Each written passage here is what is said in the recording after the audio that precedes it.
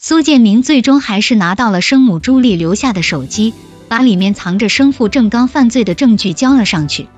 郑刚数罪并罚，被判处死刑，何秀丽也被判无期徒刑。位于市农工商金字塔顶端的何秀丽，怎么也没想到自己会被视如己出的养子送进监狱。而郑刚到死也不知道何秀丽为何要杀了他情妇的外甥女，却为他养着情妇的儿子。何秀丽与郑刚的婚姻无爱无信，只有利和欲。郑刚和何秀丽结婚30年都没有孩子，或许不是因为何秀丽不能生，而是因为郑刚不待见她，他们没有夫妻生活，始终都是冷冰冰的，一点都不像是一家人。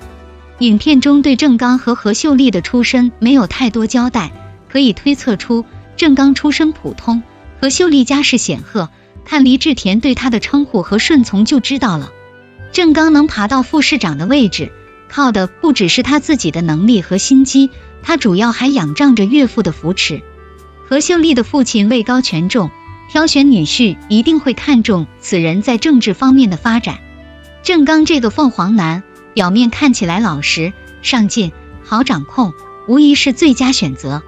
何秀丽也深受父亲的影响，从小就因家世受尽好处，自然认为从政才是最有出息的。高官父亲老了，不能庇护他一辈子，郑刚就是他第二座靠山。而郑刚一心只有仕途和名利，自然也要为自己找靠山，就算不爱何秀丽也没关系，只要何家可以助他平步青云就好。女人以后还可以再找，比如朱莉。朱莉长得漂亮，唱歌好听，一开始是歌舞剧团的演员，后来跟郑刚有了孩子，辞职去开茶馆，茶馆也就成了郑刚和黎志田谋划黑色交易的场所。朱莉还是太单纯了，她以为郑刚对她是有真感情的，殊不知被郑刚的花言巧语和道貌岸然所欺骗，时间久了便也知道了一些见不得光的事情。朱莉这才意识到自己所托非人，白白放弃了自己的歌舞事业，还在不知不觉中被他们拖下水，生气的去找黎志田和郑刚理论。朱莉低估了这两人的心狠手辣，郑刚和黎志田绝对不会留着对他们有威胁的人。既然朱莉的手中有证据，那就有揭发他们的一天，于是就杀了他，永远后患。朱莉是郑刚亲手杀的，这可是他亲生儿子的亲妈呀，真是惨无人性。郑刚杀朱莉，一是为了除掉自己犯法的证据，二是为了让黎志田安心，并向何秀丽表忠心。就像黎志田不能忍受自己的女婿出轨一样，何秀丽和何家也定是不会原谅出轨的郑刚。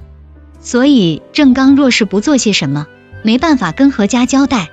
毕竟那时的他还处在事业的上升期，他当然不敢得罪何家，不能失去这棵大树。所以为了更大的利益，他不择手段杀了为他生下儿子的女人。既然情妇都死了，何秀丽也就原谅了郑刚这一次，为了他们的名声，便也收养了苏建明。何秀丽可以接受郑刚对她的无爱无信，也可以接受郑刚跟情妇生的孩子，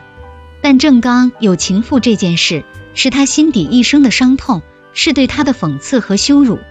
所以当何秀丽看到杨小薇的照片，发现她长得跟朱莉一模一样时，便要求黎志田除掉她。杨小薇只是朱莉的外甥女，远没有苏建明跟朱莉的关系亲近，为何何秀丽可以养着苏建明，却要对杨小薇赶尽杀绝？这是因为郑刚跟杨小薇也有不正当关系，何秀丽当然不能忍。杨小薇的存在就是在揭何秀丽的伤疤，再一次提醒她作为女人有多失败。而她养着苏建明，就是在时刻提醒着郑刚做的那些对不起他的事，让郑刚永远有愧疚心。并且郑刚以后若是再做出格的事，苏建明就是何秀丽用来威胁对付郑刚的一颗棋子。只是何秀丽最终还是高估了自己和郑刚，低估了人性的善，低估了苏建明对正义的坚守，会到大义灭亲这种地步。